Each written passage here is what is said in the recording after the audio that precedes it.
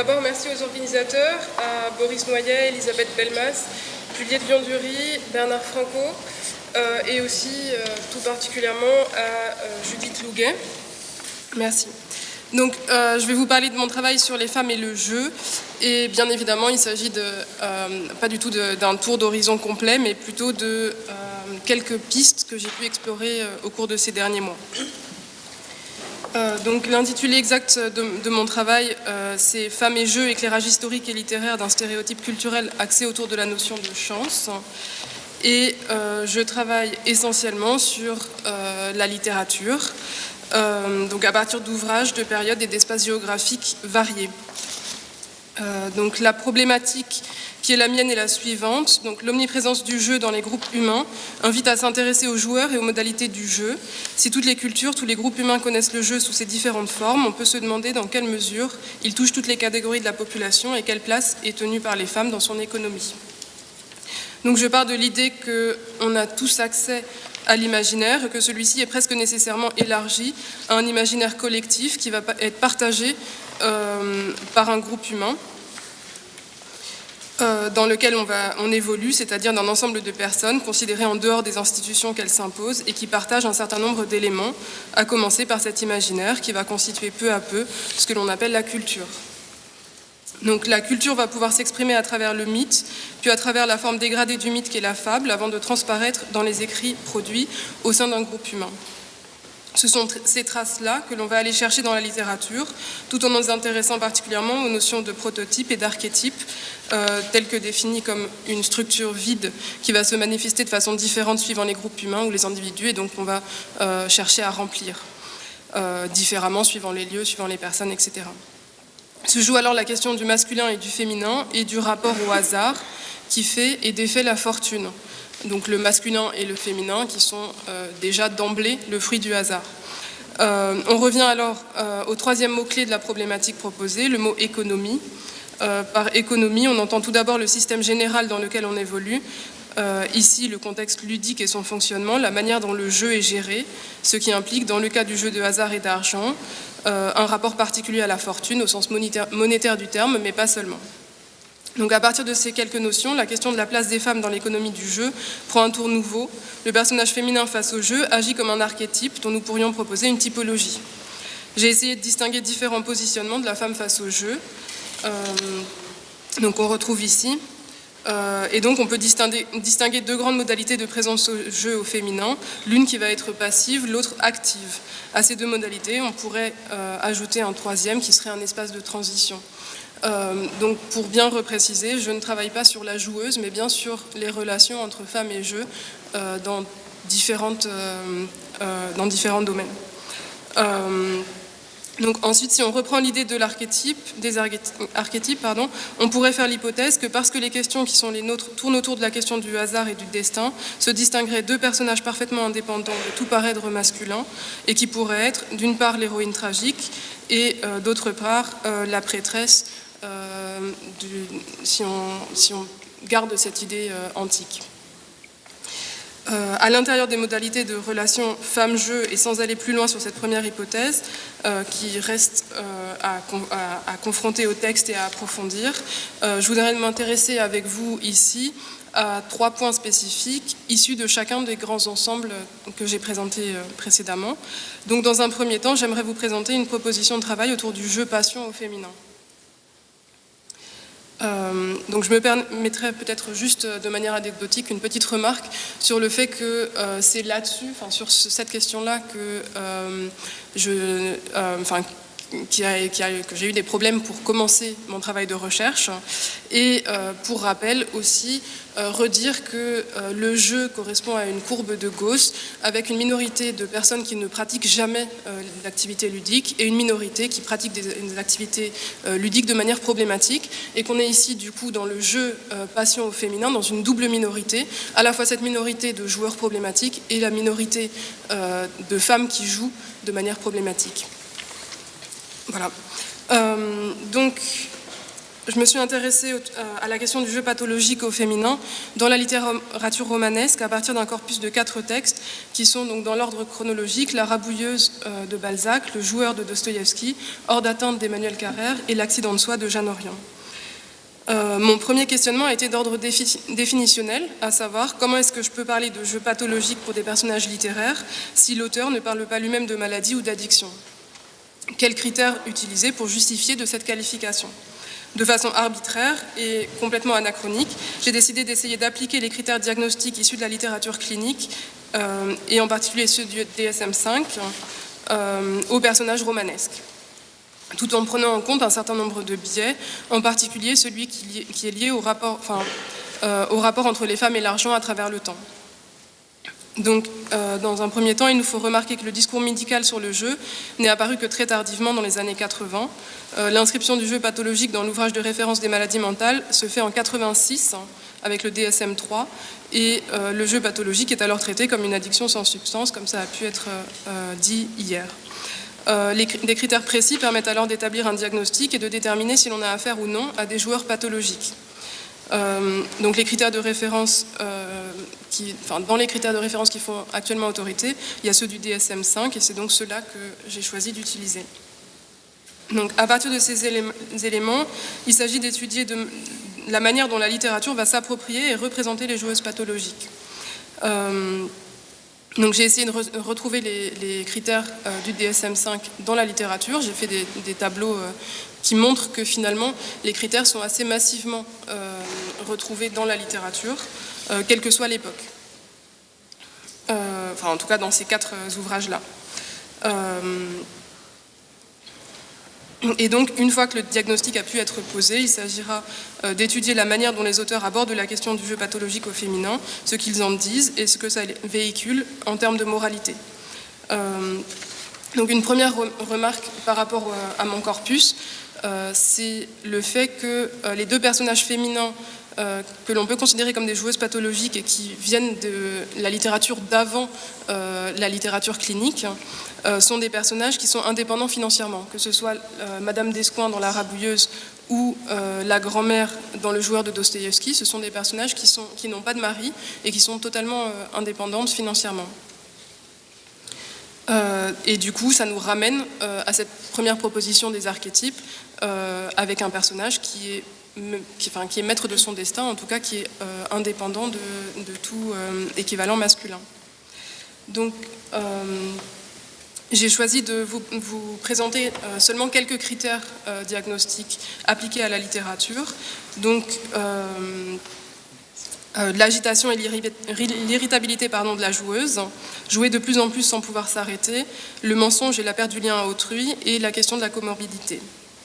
Donc on va retrouver les 4 éléments dans les ouvrages de notre corpus de façon plus ou moins importante suivant les textes. Et donc je vais vous proposer pour l'agitation et l'irritabilité de travailler un tout petit peu sur Dostoïevski.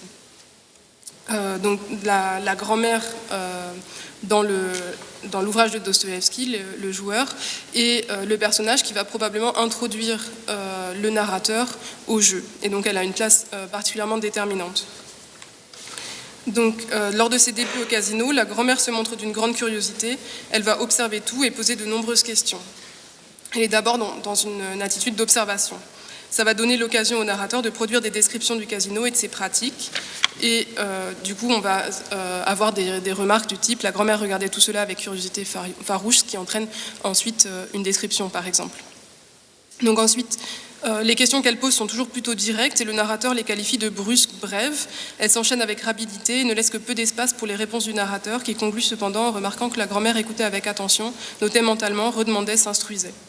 À cette attitude d'observation et d'apprentissage viennent très vite se mêler des réactions presque violentes qui concernent dans un premier temps les joueurs qu'elle observe et qui peu à peu vont concerner sa propre pratique ludique. C'est-à-dire qu'on va avoir affaire à une agitation qui grandit au fur et à mesure de l'apprentissage des pratiques du casino, puis de la pratique ludique elle-même. Je vais passer les exemples. Et donc, lorsqu'elle se met à jouer elle-même, le narrateur parle de tremblement. notamment après le premier gain qui constitue ce que les anglo-saxons appellent le big win, et ce qui va être en fait le facteur qui va aussi démarrer la pratique ludique du narrateur. Donc cette agitation va évoluer donc, à partir de cet événement vers le second gain. Je ne vais pas vous relire cette citation-là, mais plutôt celle-ci. Donc cette fois, la grand-mère n'appela pas Potapitch. Elle avait d'autres préoccupations. Elle ne me bousculait même plus, ne tremblait plus d'une façon visible. Elle tremblait, si je peux m'exprimer ainsi, intérieurement. Tout à son affaire, elle se concentra et fit le point. Donc le tremblement n'est plus apparent, mais l'agitation restera jusqu'au bout très présente dans la pratique ludique de la grand-mère qui va vraiment crescendo. Donc ensuite, jouer sans plus pouvoir s'arrêter. Donc on a d'abord l'idée de doubler ses mises en cas d'échec, ce qui apparaît... donc déjà, peut-être la première remarque, c'est de dire que dans tous les textes, l'arrêt du jeu apparaît comme un des moments fondamentaux dans le roman. Ou en tout cas est une question qui se pose vraiment de façon récurrente dans les romans. Et un petit peu moins peut-être chez Balzac, mais où on a quand même on envisage en fait la fin du jeu à partir du moment où on envisage le gain. C'est-à-dire que le gain apparaît comme un moment qui sera une sorte de moment de bascule entre le jeu et une période où on arrête de jouer probablement. Et donc on va avoir de nouveau l'idée de doubler ses mises en cas d'échec. Donc c'est chez Balzac, quand les dettes arrivèrent à 10 000 francs, elle fit de plus fortes mises en espérant que son terne soit favori, qui n'était pas sorti depuis 9 ans, comblerait l'abîme du déficit. Donc on a l'idée qu'en fait on joue aussi ici aussi pour gagner, et que si on veut gagner quelque chose, si on a beaucoup perdu, il faut jouer encore plus pour être sûr de se rattraper. Donc c'est aussi l'idée de se refaire. Donc on retrouve cet élément aussi chez la grand-mère de Dostoïevski, lorsqu'elle se plaint du zéro qui ne peut pas sortir, et finalement elle mise, elle double sa mise, et c'est à ce moment-là qu'elle va gagner, et donc c'est le premier gain significatif de la grand-mère.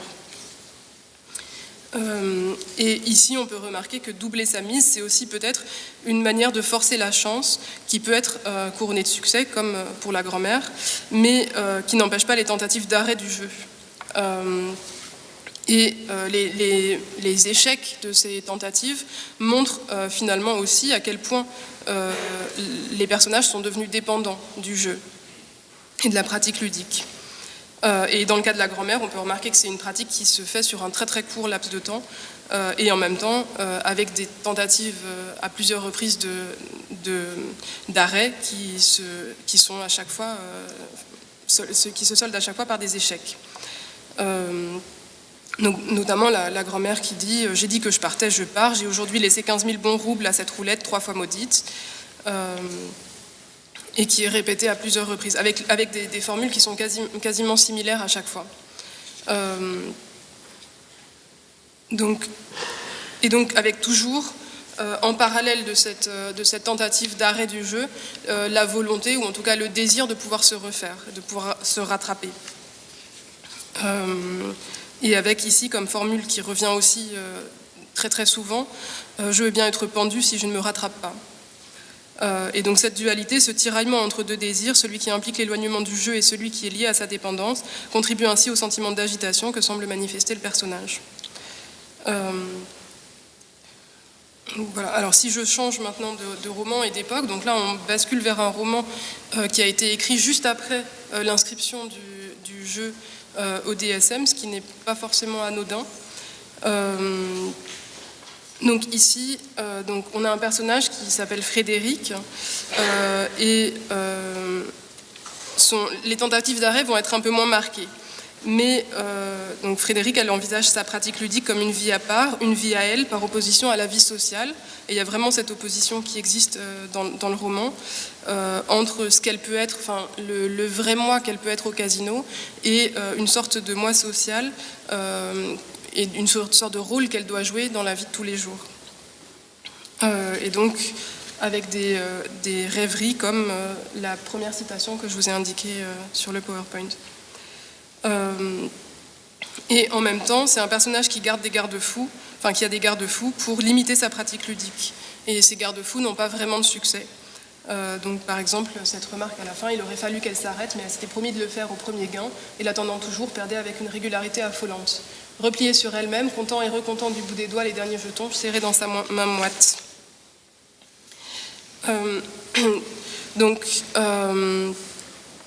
Il se trouve que Frédéric, c'est aussi un personnage qui, au tout début de sa pratique ludique, ne sait pas quoi jouer.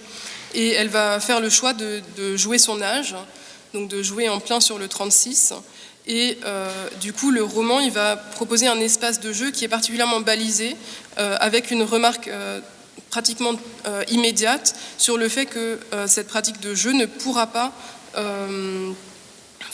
se poursuivre au-delà d'un certain moment, c'est-à-dire au-delà du passage à ses 37 ans. Et donc, on a... pardon. Si, c'est bon. C'est ça. Et donc, avec la première citation, en revanche, elle sourit de ne s'être pas plutôt arrêtée à cette évidence. Elle pouvait jouer son âge jusqu'en mars prochain.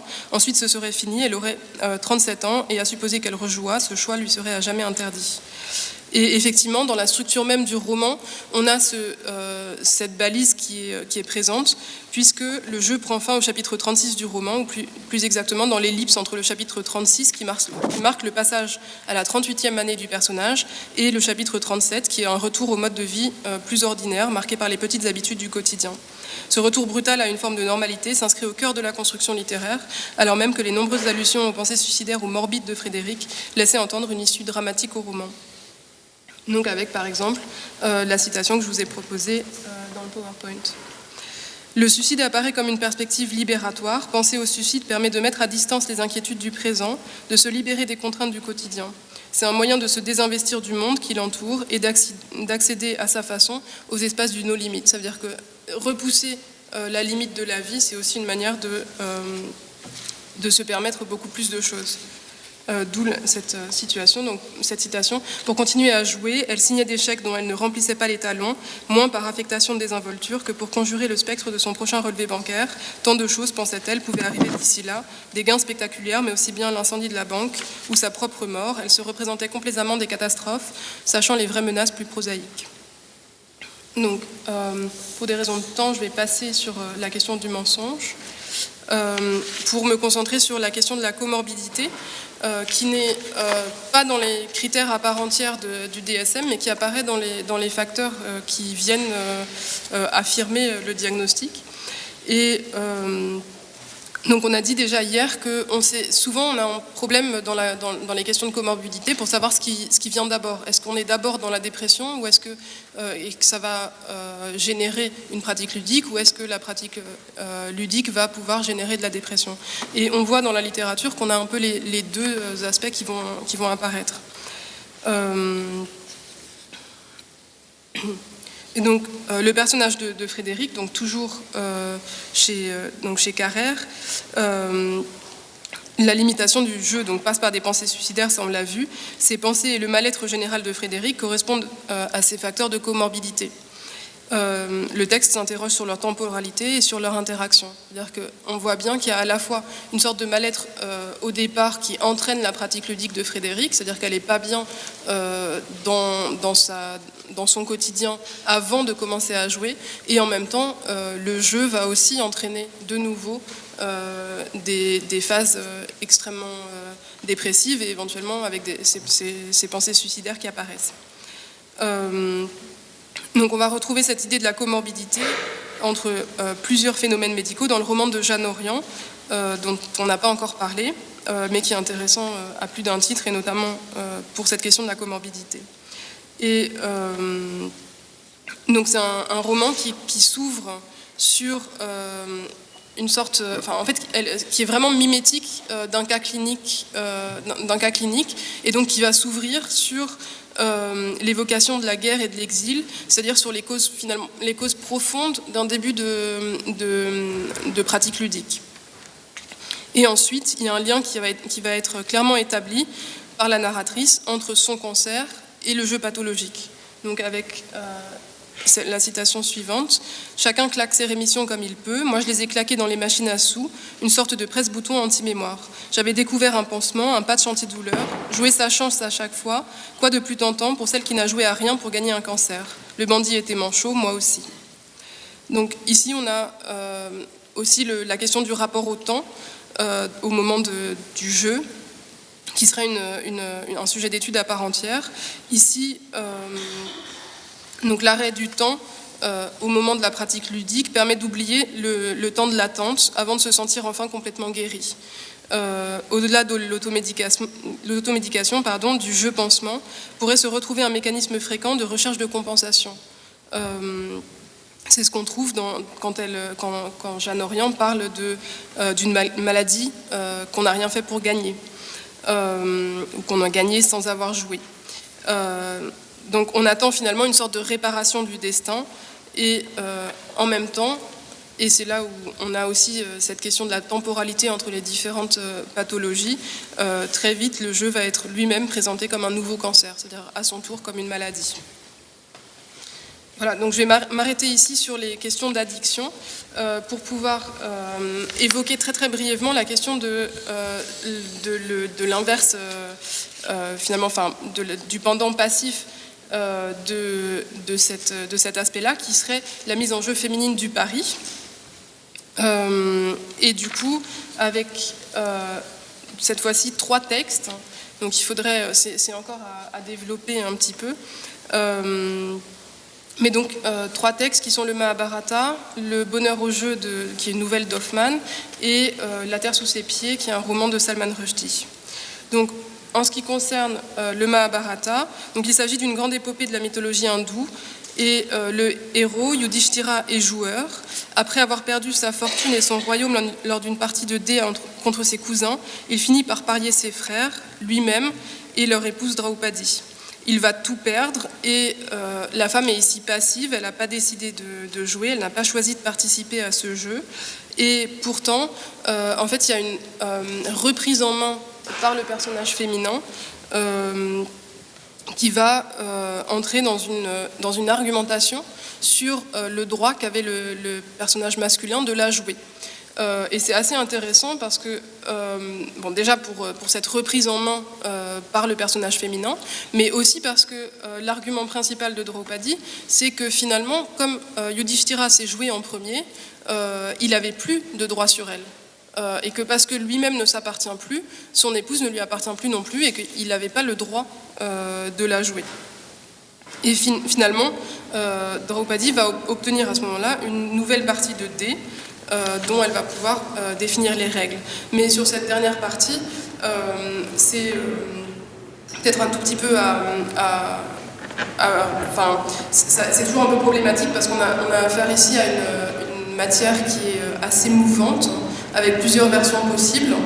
Et du coup, il faudrait confronter toutes les variantes et pour voir vraiment, pouvoir établir un schéma récurrent.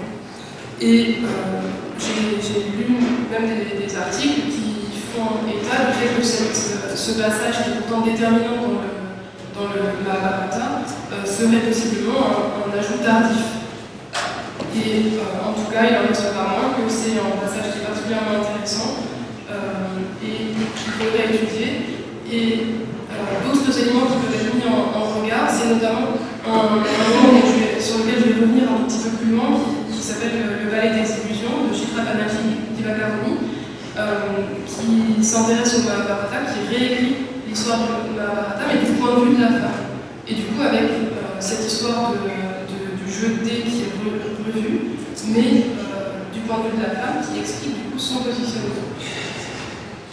Donc, sur le bonheur au jeu, mon hypothèse de départ était, en tout cas, je me suis posé la question de savoir si le rapport aux femmes qui est montré dans ce type d'écrit, où la femme est l'objet du pari, va aller de pair avec l'évolution de la place de la femme dans la société. Et ici, on a affaire donc, à une nouvelle qui a été publiée en 1820, et donc, le chevalier de Ménard, repris par le démon du jeu, va perdre tout ce qu'il reste de sa fortune au jeu d'un colonel, qui va s'avérer être l'amant de sa femme, ou en tout cas amoureux de sa femme. Celui-ci lui propose de jouer sa femme, ce que le chevalier finit par accepter, constatant que le colonel est en train de perdre. Et c'est pourtant lui qui va perdre cette fois-ci, et on peut remarquer qu'il perd à cause d'une dame. Ce qui va être souvent le cas, notamment, il me semble que chez Pouchkine, dans la Dame de pique, c'est déjà la dame qui fait défaut à la fin de la partie. Donc sa réaction est cependant différente de celle qu'on a pu observer dans le Mahabharata. L'image de la femme a évolué, en tout cas c'est l'idée qu'on pourrait en avoir, et la littérature semble marquée par cette évolution. Donc A s'écrit à le chevalier hors de lui, vous m'avez réduit à la mendicité, mais il faut que vous soyez fou pour supposer que vous avez pu gagner ma femme. Sommes-nous aux colonies? Ma femme est-elle une esclave livrée en vin au vin arbitre dans un maître qui dans un égarement infâme ait le pouvoir de la vendre et de la jouer. Mais en effet, vous auriez dû payer 20 000 ducats si la dame avait gagné. J'ai consenti au marché, ainsi j'ai perdu le droit de faire la moindre opposition si ma femme veut me quitter ou vous suivre. Venez donc et ayez le désespoir de pouvoir repousser avec horreur par elle, qui serait réduite auprès de vous, mettre le rôle de maîtresse aimantée. Donc la femme qui est devenue enjeu de la partie de cartes semble pouvoir reprendre la main grâce à la reconnaissance de son individualité par son mari, qui espère en fait avoir trouvé le moyen de ne pas s'en séparer. La fin de la nouvelle marque cependant la limite de ce pouvoir, et peut-être le fait qu'il s'agissait d'un stratagème, puisque Angela, l'épouse du chevalier de Bénard, incapable de choisir entre l'homme qu'elle aime, le colonel, et son devoir d'épouse, sera retrouvée morte dans son lit par les deux hommes. Et donc finalement, c'est un choix impossible. Donc enfin, dans le roman de Salman Rushdie, La Terre sous ses pieds, c'est un roman il y a plein d'histoires qui partent un peu dans tous les sens, mais ça va raconter entre autres la relation entre Vina, qui est une très jeune fille, et Hormuz Kama. Et alors que Vina est sortie chez son oncle et tuteur et a trouvé refuge chez les parents du tuteur, son oncle va venir réclamer de l'argent en dédommagement de ce qu'il a payé pour les études de Vina. Et donc on peut juste citer la toute fin de ce qu'il dit sur le PowerPoint. Et grande gueule, dit-il, je te la joue, dit Hormuz Kama à l'oncle. Qu'est-ce que tu en dis, l'artiste? Tout ou rien, tu relèves le défi, t'appliqueras ou tu crames. On a ici un contraste entre la tension liée à la situation dans laquelle se trouvent les personnages et le monde du jeu qui est présenté juste avant comme lié à la détente et à la joie. Pourtant, ces deux mondes, comme c'est souvent le cas dans les textes de Salman Rushdie, vont entrer en collision. La proposition d'Hormuz, je te la joue, désigne sans ambiguïté Vina, pourtant le tout ou rien n'est pas très clair, ce que relève d'ailleurs l'oncle Pilou, qui demandera des précisions. Tout ou rien, c'est ça, ou je dois renoncer à toutes mes réclamations légitimes pour une indemnisation, ou mais c'est quoi ou, c'est quoi rien, si tu perds, qu'est-ce que je gagne? Et la réponse d'Hormuz, tu me gagnes moi, répondit Hormuz, je travaillerai pour toi n'importe quel travail jusqu'à ce que j'ai effacé la dette de Vina. Donc, ici, la femme est présentée comme enjeu de la partie, ou plutôt c'est la dette qu'elle a contractée en vivant chez son oncle qui est l'enjeu de la partie. Et le reste du passage et même du roman va montrer que c'est bien ainsi que cette partie a été vue, a été perçue par les différents protagonistes. C'est ce que montre en fait la fin de la partie de cartes. Donc c'est Hormuz qui finit par l'emporter, et donc Pilou qui va dire garde-la cette salope, et il s'en alla. Hormuz Kama s'avança vers Vina, qui pour une fois ressemblait à une fille de 12 ans à peu près. Tu as entendu ce type, sourit-il, je t'ai gagné avec l'eau, maintenant tu m'appartiens. Et pourtant, si on regarde bien tout ce qui a été dit précédemment, la femme n'est pas directement en jeu de la partie, puisque sa liberté et son intégrité ne sont pas en jeu. Il s'agit d'un côté d'une somme d'argent, la dette de Vina, qui est en lien avec sa liberté, puisque ça lui garantit l'indépendance vis-à-vis de son oncle, et de l'autre, la liberté du joueur lui-même. Cette question de la femme comme enjeu du pari pose la question de la place de la femme de façon plus large, notamment sur les trois textes. Il est intéressant de constater qu'une drôlerie bien déterminée à faire valoir son droit succède un personnage beaucoup plus passif au XVIIIe siècle, pour arriver à un quasi-retournement de situation avec Hormuz, puisque c'est finalement, et malgré ce qu'en disent les personnages, Hormuz et non Vina, qui est réellement en jeu dans le roman de Rushdie. Donc nous avons d'une part la femme active, qui mise l'avenir et tombe dans le jeu pathologique, et la femme passive d'une autre, qui est spectatrice d'un destin qui pourtant la concerne en premier lieu, lorsqu'elle fait l'objet du pari du jeu des hommes. Donc, entre ces deux questions, on peut remarquer, enfin, on peut essayer de dessiner un troisième grand pôle qui reste encore à explorer et qui serait celui d'un espace de transition. Donc, je vais faire que mentionner ici de nouveau le roman de Divakaruni, où il existe un personnage qui est le personnage de Shikanti, qui est un personnage qui est né femme, mais qui, par la force de sa volonté et de ses prières, va devenir un homme pour pouvoir se venger d'un grand guerrier. Et ce personnage qui va incarner l'entre-deux va être aussi un personnage qui va inciter le personnage de Draupadi à jouer. Et c'est-à-dire que le monde du jeu est vraiment présenté très clairement dans le roman comme un monde, comme le monde des, en tout cas comme appartenant au monde des hommes.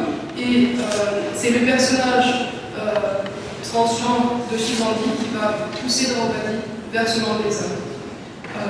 Voilà, donc je terminerai là-dessus. Merci beaucoup.